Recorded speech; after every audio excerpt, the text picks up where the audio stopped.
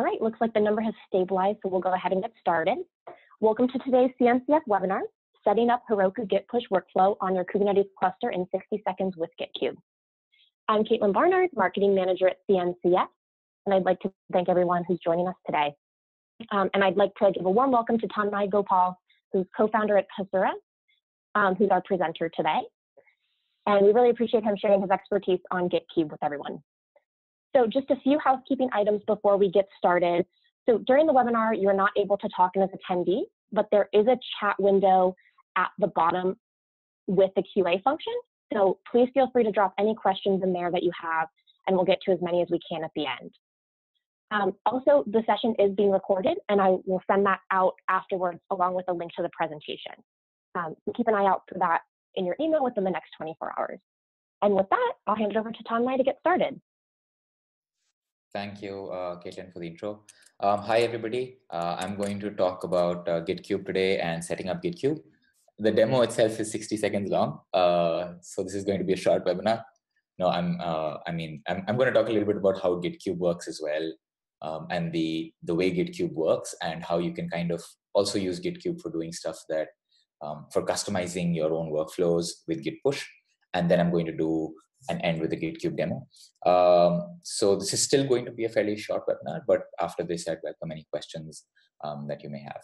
So before I jump in, let me just quickly give you a brief introduction. I am one of the founders at Hustler.io.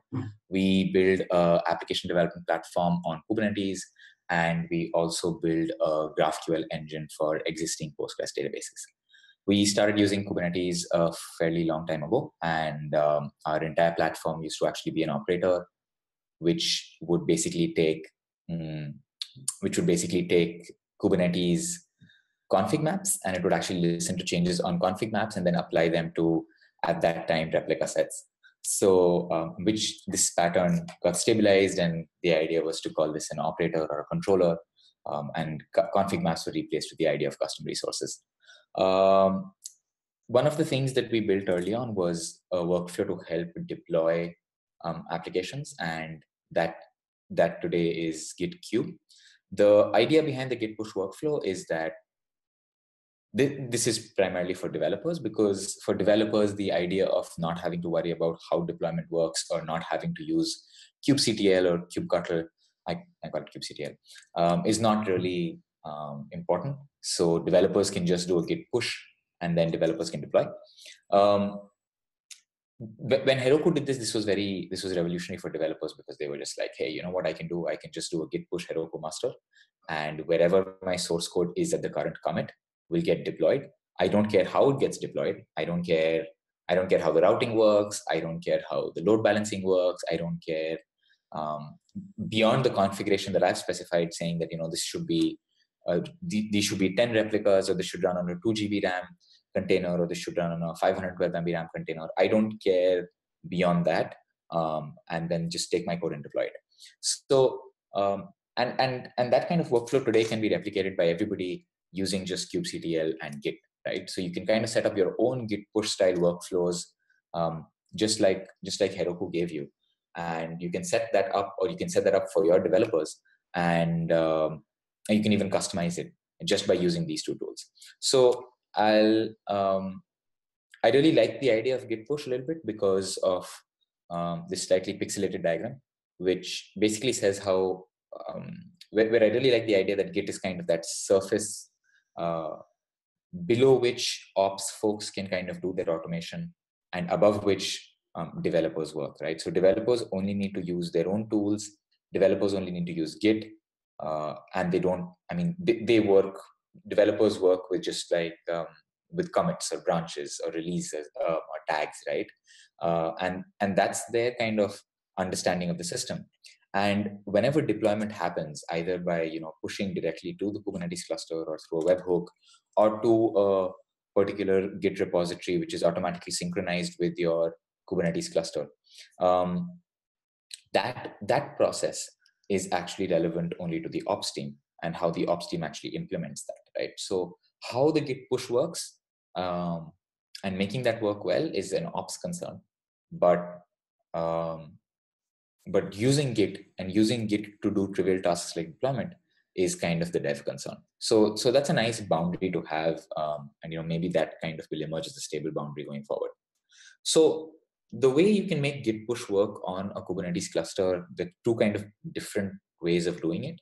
The Heroku way of doing it, which is also the Gitkube way of doing it, is basically by having is not by having any external dependency. So it's the diagram that you see on the left here.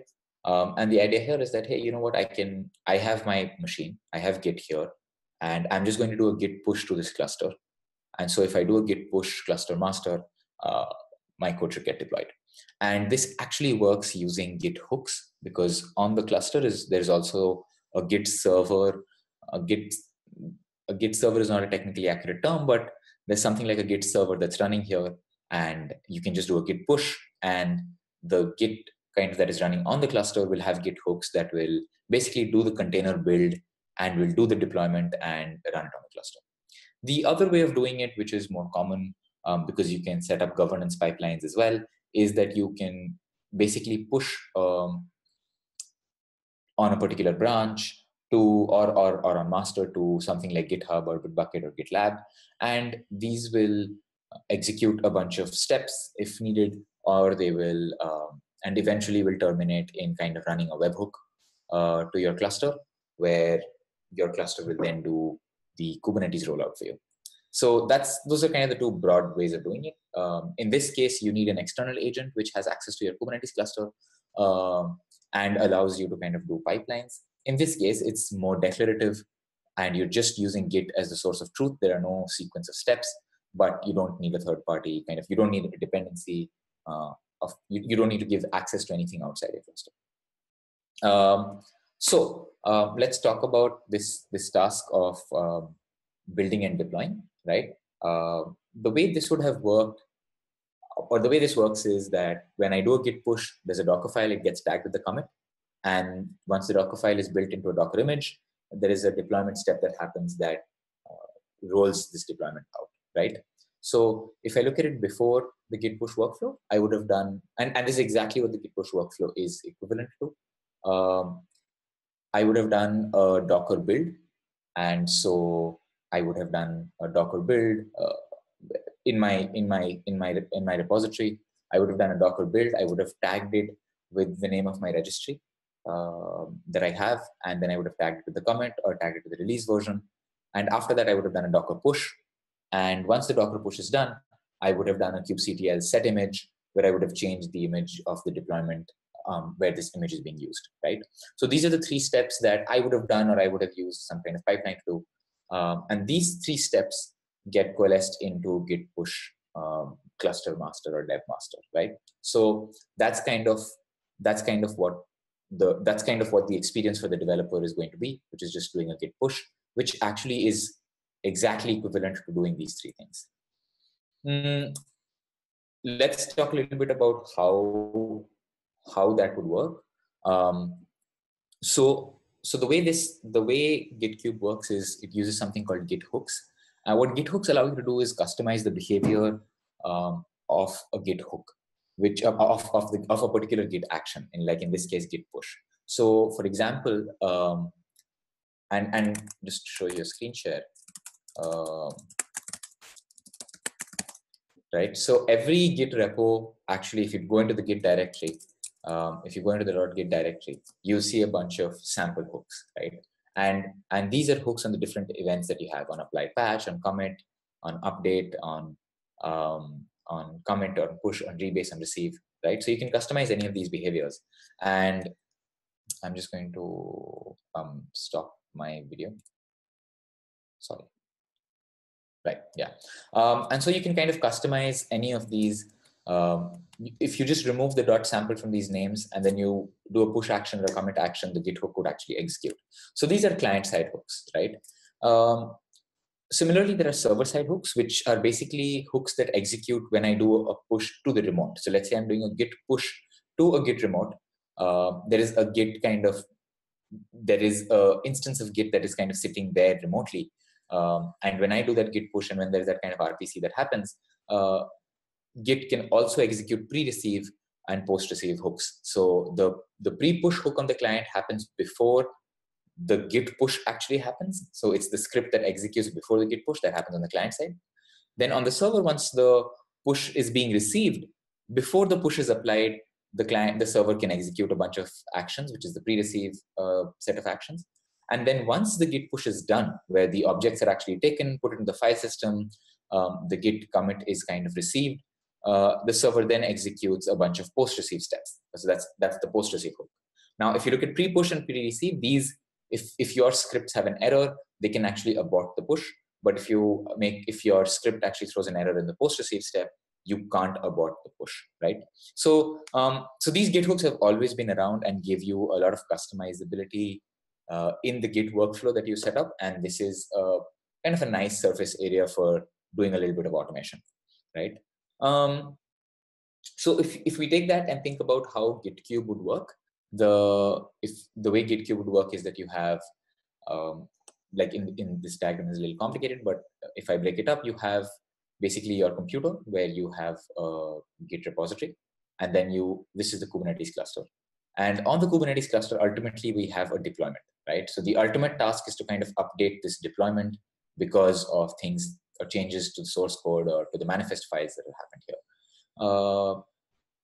What I would need for this, obviously, is that I would want to do a git push, and that means that I need some kind of a git remote that's sitting here and receiving git pushes and then applying them to the deployment, right? So this is the agent that does the hard work of actually building the container image and of making the Kubernetes deployment, right? So how do I get access to this? So this obviously has to be exposed externally, and this needs some kind of access control. Because it's Git, we can use SSH key based access control. So we can program this remote to only receive Git pushes from a valid, from a bunch of validated SSH keys or a bunch of authorized keys. And that's kind of what the simplest workflow would look like. But if you think about it, this needs to have a little bit of configuration, right? So for example, where does the what SSH keys are allowed? Or what is the path to the Docker file where the Docker build step actually needs to be done, right? So that configuration has to come from somewhere. If I want to change the configuration of the Git remote itself every time, then I have to kind of go into the deployment, do a kubectl edit deployment and change the configuration. Or if you, of course, don't want to do that, then the obvious architecture is to use a custom resource and a controller to do this work for you. So that means that we can actually offload our configuration inside a custom resource where we can specify what the authorized keys are, what the Docker file path is, and this controller, this custom resource configuration is then taken by the controller and applied to the Git remote agent that sits here to actually help you do the deployment. So that's kind of what the architecture of Gitkube looks like at a high level. So Gitkube is essentially a collection of these three things, right? All right. So with that said, I'm going to jump into a few quick demos.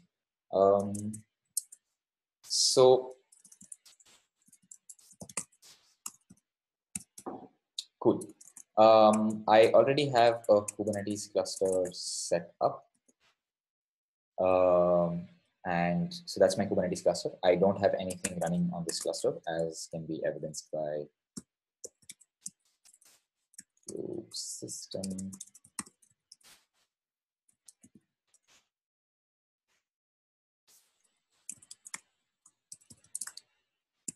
My apologies.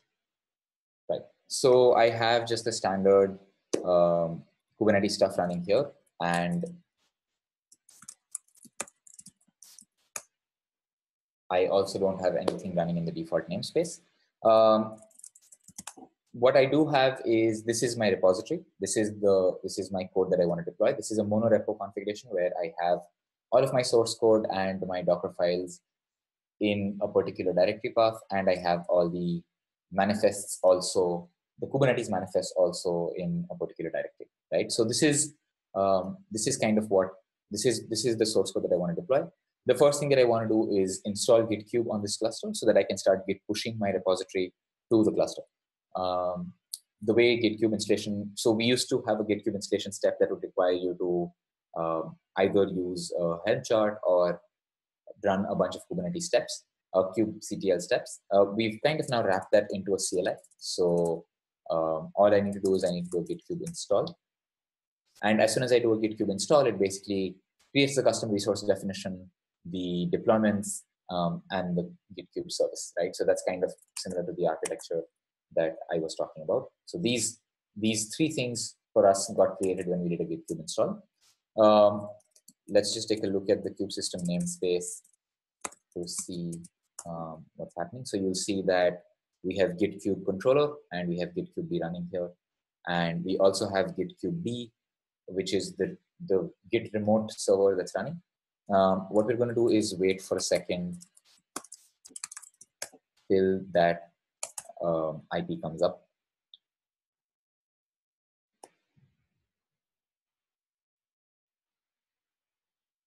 So when I was running through the demo, it was faster. All right, here we go. So that's our Git remote URL, right? So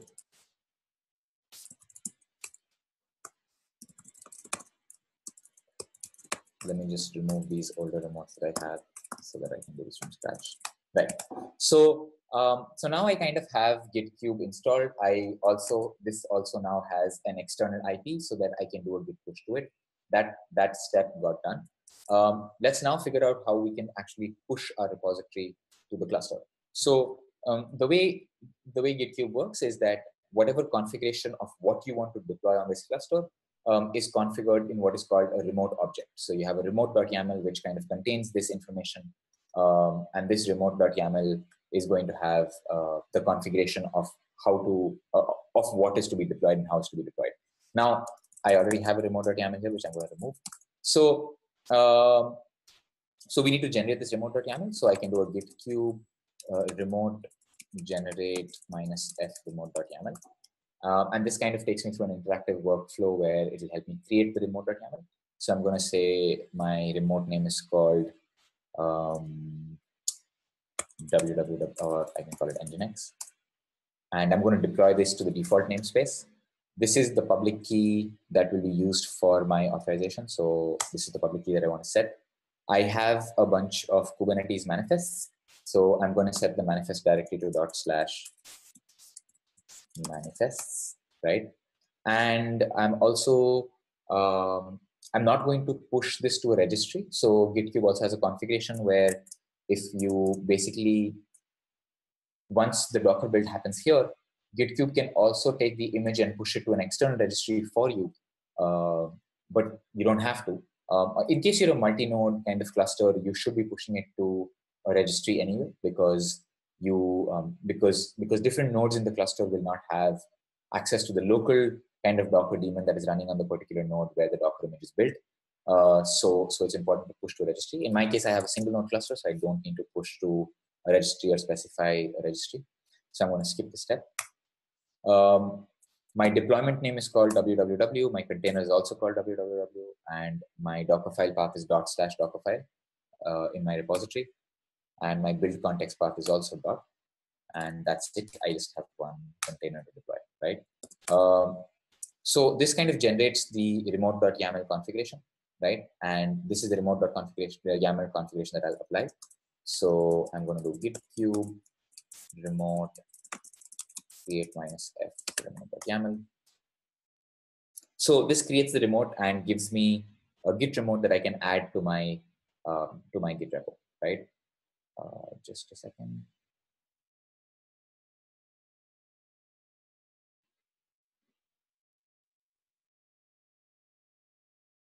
Yeah, sorry.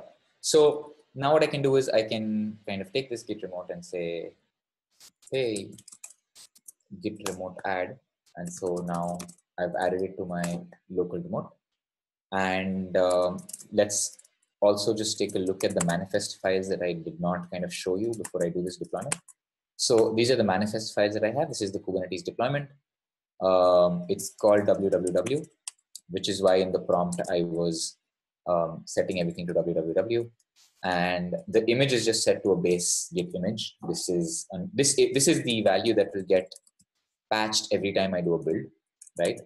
And I can also show you what the service looks like. So this is a simple service. This is a load balancer, and it kind of points to our deployment. right? So that's what my manifests are.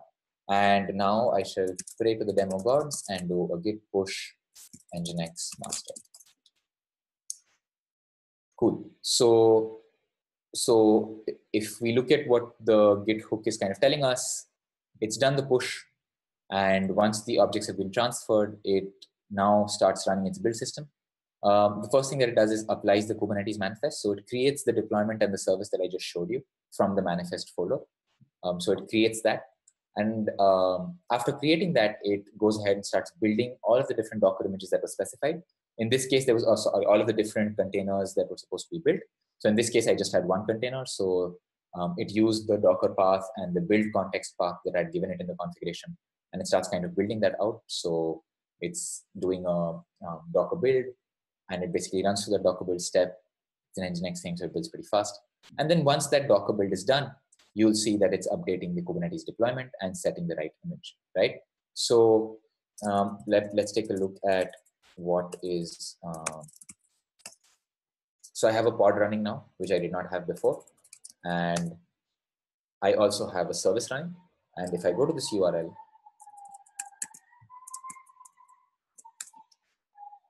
so that's my Nginx code getting deployed, right? So that's the first deployment setup that was done. Let's now kind of take a look at what these different Git workflows would look like. So for example, what I can do is, let's say I want to change something.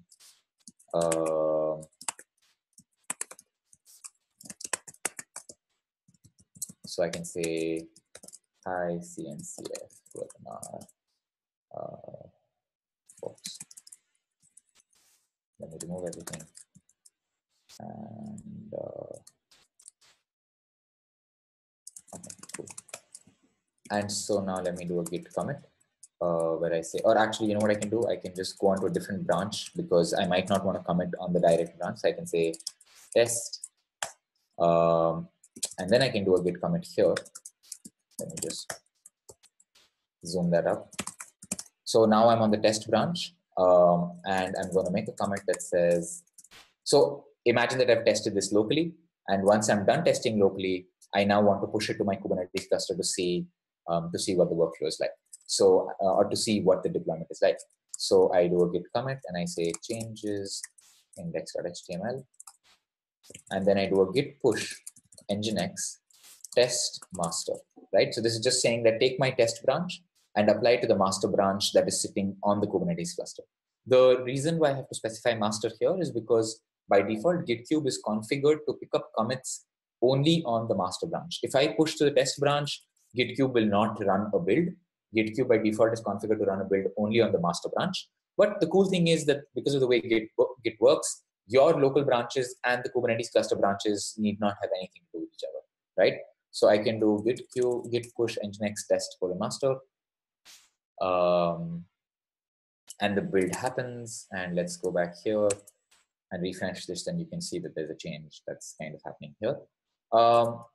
The cool kind of thing also is that I can actually start making changes to the Kubernetes manifest as well, because everything is inside the same Git repo, right? So, so I don't have to do anything else. So for example, I can go to my deployment file and say, I'm tired of having just one replica. This is 2018. I need 3 replicas. And so now I can do a git commit -am scales up git push nginx test master.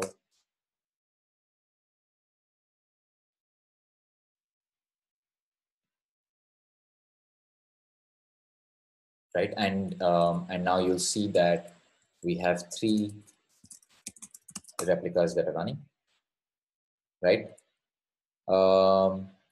And the nice thing is that, I mean, you know what, I don't, because everything is Git driven from the point of view of a developer, this is super easy. I can just git checkout to my master branch. And then I can say, I want what was there on master again. I want to remove everything that was there on the test branch. Kind of think of it like a checkout or a rollback to a previous version. And what I can now do is I can just say git push nginx master, because I want to ignore everything that happened on test. If I do this, it will tell me that it will fail because it says that the cluster is ahead of my branch locally, but the source of truth is not what is on the cluster. The source of truth is what is in my repo. Or in this case, I'm okay with doing a force push and then saying goodbye changes, right? And now if I look at the number of pods, the pods are scaled back to 1, right? And if I go refresh this page, this is the older kind of content that I had because I'm back on that older content, right? So everything is kind of version controlled, and everything is kind of put in that Git repo, and everything is done by this Git repo. And now I've showed you the kind of configuration for running this with a mono repo where everything is inside the same repository. But if you go to the Gitkube repo, you'll see that you can have a multi-repository configuration where you have different repositories. So you have a config repo where you have all the Kubernetes manifests, and you have a source code repo where you only have the Docker file and the source code, right? So these are two different repos. So this is a different repo, and then this is a different repository, right? So they're two different repositories. So that's a more common pattern, and that's kind of more fashionable today. I personally prefer mono repos just because it's easier to manage kind of different things happening, with different pieces of source code moving around and different pieces of configuration that are moving around. Instead of using Kubernetes manifest, you can also switch to Helm manifest. And so, so if you remember what the prompt looks like, the prompt kind of asks you whether you have a Kubernetes manifest to deploy or whether you have a Helm chart. And so you can just give it a path to the Helm chart. And as long as you have Helm installed in your system, when you do a git push, instead of doing a Kubernetes apply, it would actually just do a Helm install, right? Not in Helm.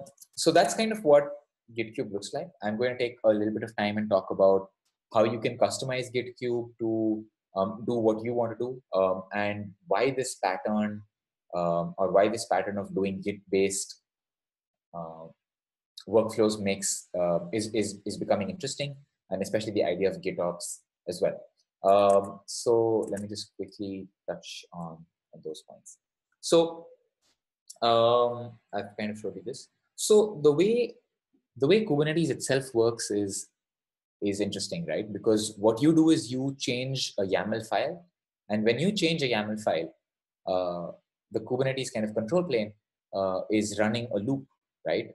The Kubernetes controller is running a loop, and what it does is that it takes whatever is there in the YAML file, and the loop checks whether the current configuration, which is the actual IP tables, the containers, the various nodes, the volumes, whether all of these things are according to what was specified in the YAML file.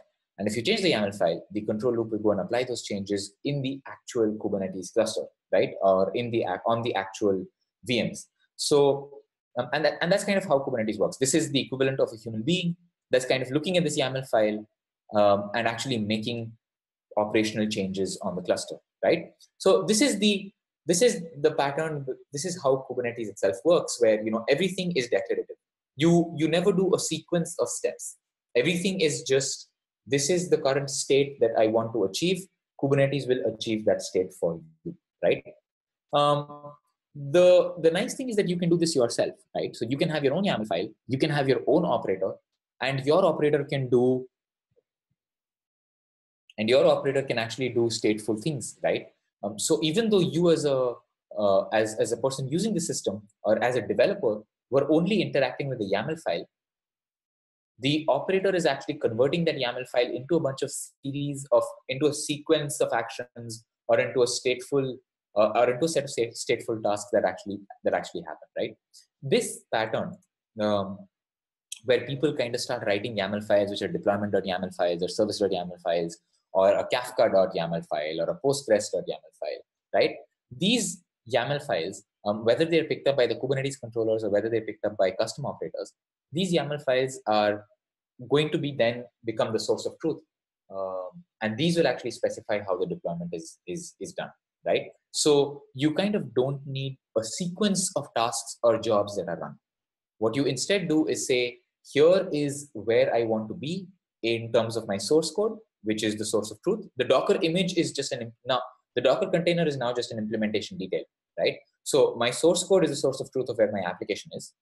My YAML file is the source of truth of where my configuration is. take these two things and deploy for me, right? That is the kind of reality that these GitOps kind of workflows are helping you achieve, right? The things that are not easy to do with GitOps right now, and the things that are not possible in this workflow are things like secrets.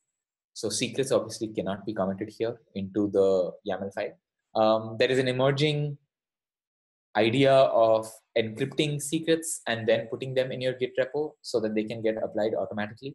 I'm not a big fan of that idea, but I mean, I don't think it technically matters. I mean, there are things to think about a little more. You have to think about things a little more carefully, one way or another. So secrets are a problem because you can't commit them to Git as they are. The cool thing is that if you're actually willing to go ahead and do your own Git automation, then depending on the access privileges or the kind of access control that an individual developer has, you can actually apply secrets based on a pre-push hook, right? So you might not actually have secrets that that are committed to the Git repo, right? But the pre-push hook, which is when I'm executing a Git push, even before the Git push executes, scripts can run on my client side. So I can have a pre-push hook. Let me just quickly show you an example of what I mean here. So what I can actually do is I can say in the pre-push hook, right? What we're going to do is you could actually run a command that says kubectl replace -f secrets, right? And this would work. And even though secrets is not committed to your Git repo, right? Even though it's not committed to your Git repository, this step would actually work. And this uses the kubectl privileges that I have on my machine, right? So this is something that won't work for everybody, and that's why it's a pre-push hook, because it's only available to me, right? So this gives me again a convenient. It's just like a convenient command line automation, right? It's nothing beyond that. So that's one way of solving the problem as well. The other things that are hard are templating. So templating is also cumbersome to do. So different tools approach it differently. So for example, Gitkube right now does not take an opinion on templating. Flux does have a Helm operator where Flux does help you do templating with Helm on the server side as well. Helm itself is going to go through a big change in V3, so we'll see what that looks like.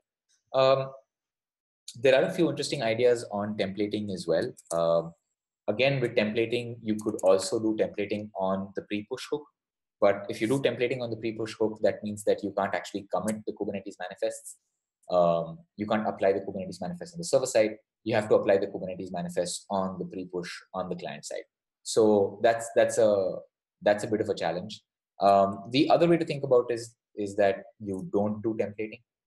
So you have different branches for different environments, and that way you don't have to do templating.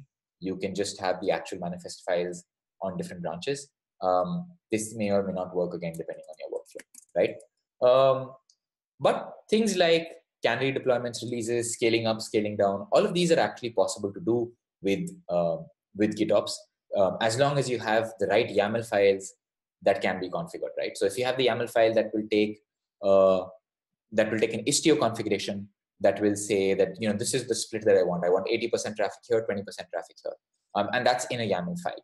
And then if that's in a YAML file, you can put that in your repo. You can do a git push with Gitkube, and that would apply that YAML file, and that would apply that Istio change. So those are a little interesting to think about from a GitOps point of view, but they are possible. They are kind of possible to do as long as you have the constructs to do it. So that is an end for my demo. If you folks have questions, then I can take questions. Awesome. Thanks so much, Tanmay. So just a reminder that if you have a question, please drop it in the Q&A tab at the bottom of your screen. We've already got a few in here, so we'll get to as many as we can with the remainder of this time. So our first question. Oh, yeah, sorry, go ahead. No, Kate, go for it. So our first question, is this architecture regarding operator and config the same as how Nginx Ingress is built in Kubernetes? Yes, it is very similar to how Nginx Ingress is built on Kubernetes. And I think, yeah, the architecture of how Gitkube works is the same as how Nginx Ingress is also built. It's the same operator and custom resource pattern. What you can do with Gitkube is, I'm not sure if this is also what you're asking, but what you can also do with Gitkube is that you can also have an ingress.yaml, right? So I can also have inside my manifest folder, I could have ingress.yaml, which has the ingress configuration, which has path and port and stuff like that, right? So whatever service. So whatever your ingress YAML configuration is, can also be in the manifest folder. And then when you apply this, that change will also get applied. So you can also control your ingress through this workflow, but the Gitkube architecture is the same as the operator config architecture for Nginx.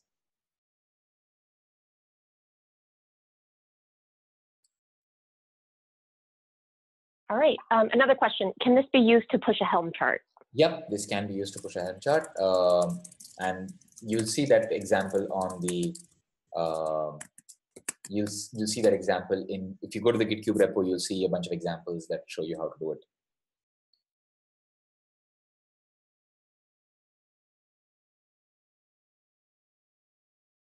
All right.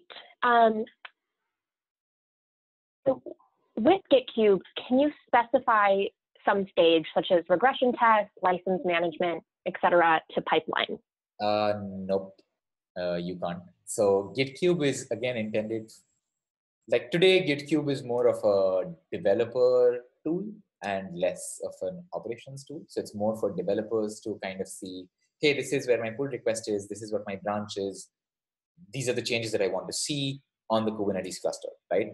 But if you're actually looking at a governance pipeline, right, where you're looking at doing things that are not just related to deploying on your Kubernetes cluster, then you kind of need to have a pipeline that is external to this. The end of that pipeline can use Gitkube to do the deployment, but in that pipeline, when you're doing things like, for example, the things that you mentioned, those can kind of be done in the pipeline.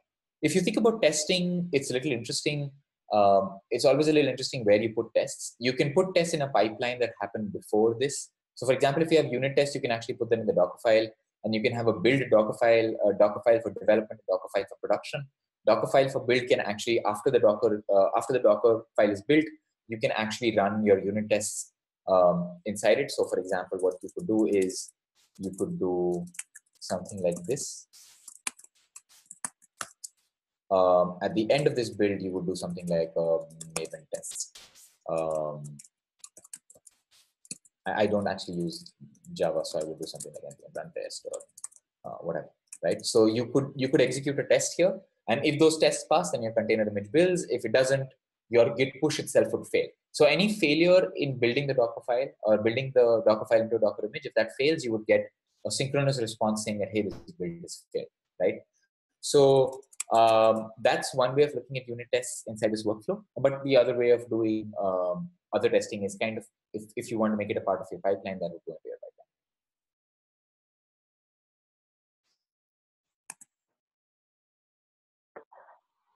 All right, another question. When is templating needed? Is it not enough to have config map? That's a really good question. I would, yeah. It would be amazing if everything could be done through a config map. And I think the only problem with the config map is that the config map can only be used.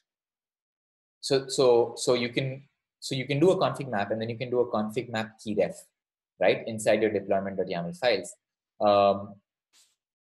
The reason, so there are a few issues with that. The first issue is that the config map key ref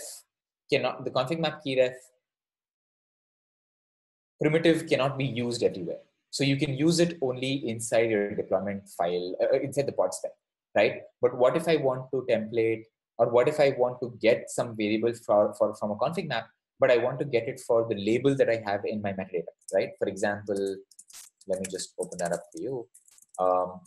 let's say I want to template things inside a service, right?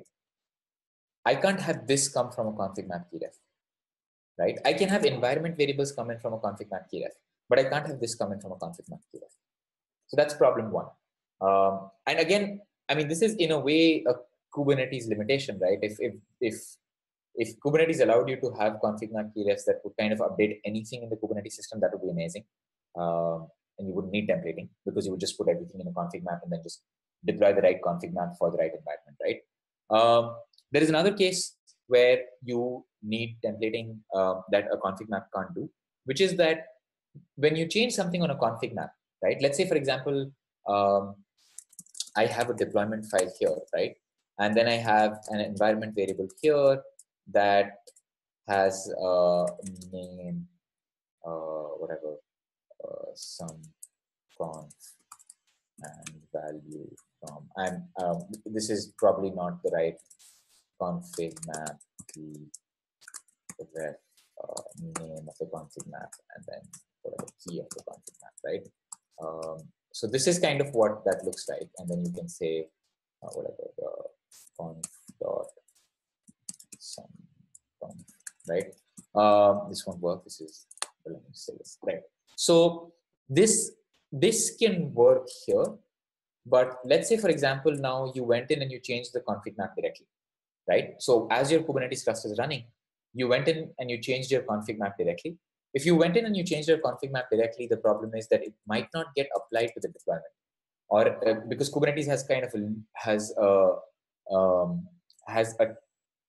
has a time interval, and every few minutes it will sync the config map with the deployment file.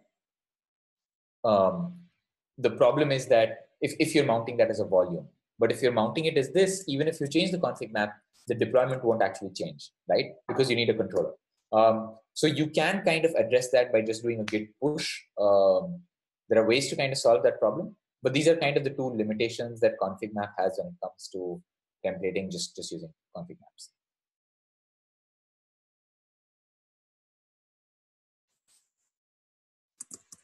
Awesome. We have a few questions on CI/CD. So let me sum this up. So in the flow that you've been demoing, does this mean that Jenkins or CI/CD would be redundant, or could you use this for CI/CD with something like Jenkins? You could use this for CI/CD with something like Jenkins, where the last part of the Jenkins pipeline is doing a git push, just like what Gitkube does, because Gitkube doesn't need you to have any client-side installation kind of things, right? So in the last step of your Jenkins, you just do a git checkout, git push, and as long as you have Gitkube installed in your Kubernetes cluster, Gitkube will do the image building and will do the rollout for you. So the advantage of using that is that you don't have to push Docker images. You don't have to push Docker images to a registry. You don't have to give registry access to your Kubernetes cluster, right? Your Kubernetes cluster has everything it needs to do the deployment by itself. So in that sense, it works well. But depending on what your workflow is and what your environment is like, you might not be able to get rid of the notion of a pipeline.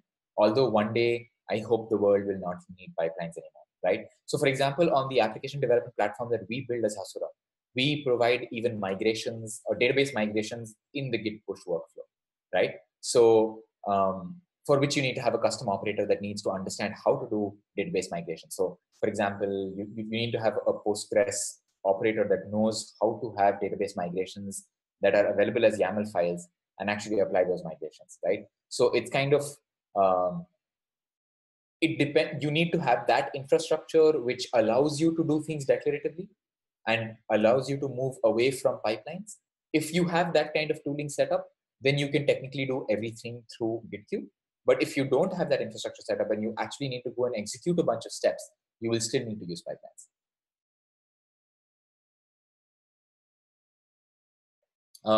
Yeah. All right. Another one, what security context does this run under? Does the developer need special permissions?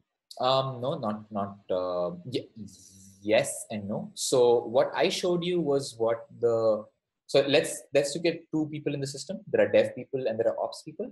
Ops people have access to the Kubernetes cluster. Dev people don't have access to the Kubernetes cluster directly, right? They can't do administrative things. Let's say they don't have access to the kube system namespace. So the activity of doing the Gitkube install, this is done by the operator, because this will actually touch the, so let me just do an uninstall.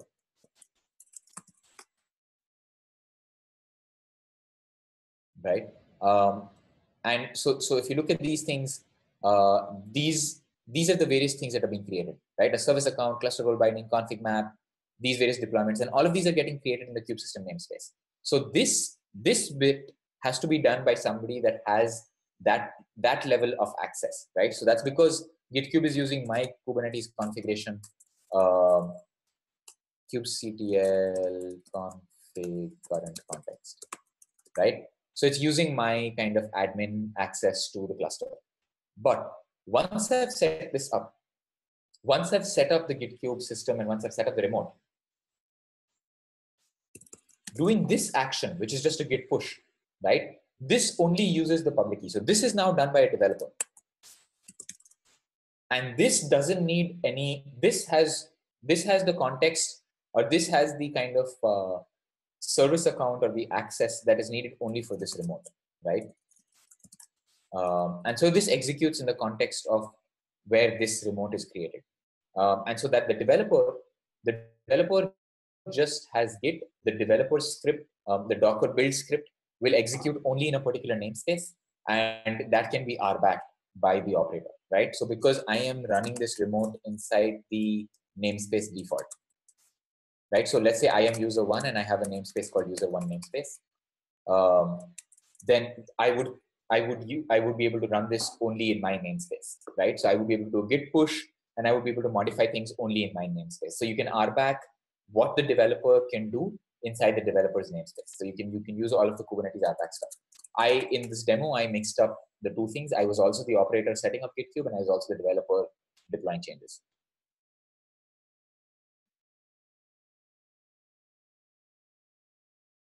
All right. What kind of setup would you use for having multiple versions of the same service running at the same time? Let's say 2 different versions coming from 2 different branches. Yep, you would use 2 different versions coming from 2 different branches. You would do templating, right? So that's another use case for templating. So both work in different cases. We used to have, I think for some projects that I've worked with, we have different branches. For some projects we have different branches. So what we end up doing is we actually have things like, so you have a deployment file, and then you have something like a deployment, let's say manifests -r manifests prod, right? And then in the remote that I create, the Git remote that I create, instead of setting the manifest directly to manifest here, I'll set it to manifest prod, right? So I'll use this for the production environment, and I'll use just manifest for the development environment. So that's another way that it would work. But then obviously you're duplicating things between these 2 directories, and that's usually when people want to start doing templating, right? It's not the right solution to use templating everywhere, because with templating, you're creating objects that you cannot read as YAML files, and that is harmful for testability. But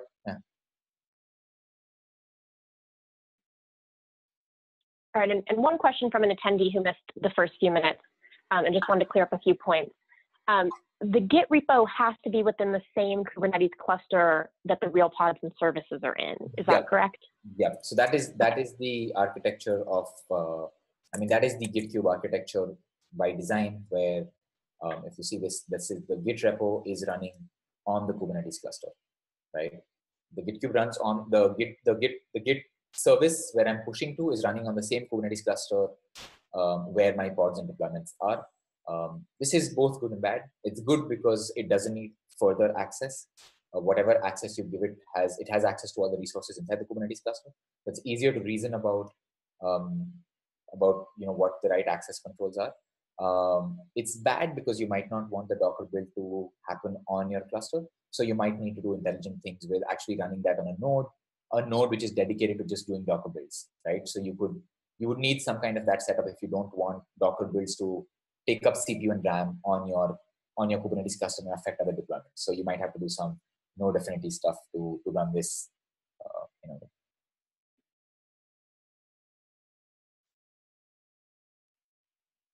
Great, and just a reminder for anyone else who might have missed any part of the webinar, this will be recorded and available online within the next 24 hours. So with that, I think that's the end of our questions. Tanmay, anything else you wanted to say before we No, I close think, this out? yeah, I think, thank you for having me, Caitlin. I don't have much to add.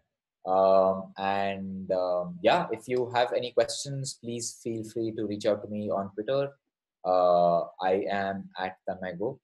And yeah, like Caitlin said, all of this will be available online so that you can Awesome. Well, thanks again for taking the time to do this today. And we look forward to seeing you all at a future CNCF webinar. Thanks, everyone.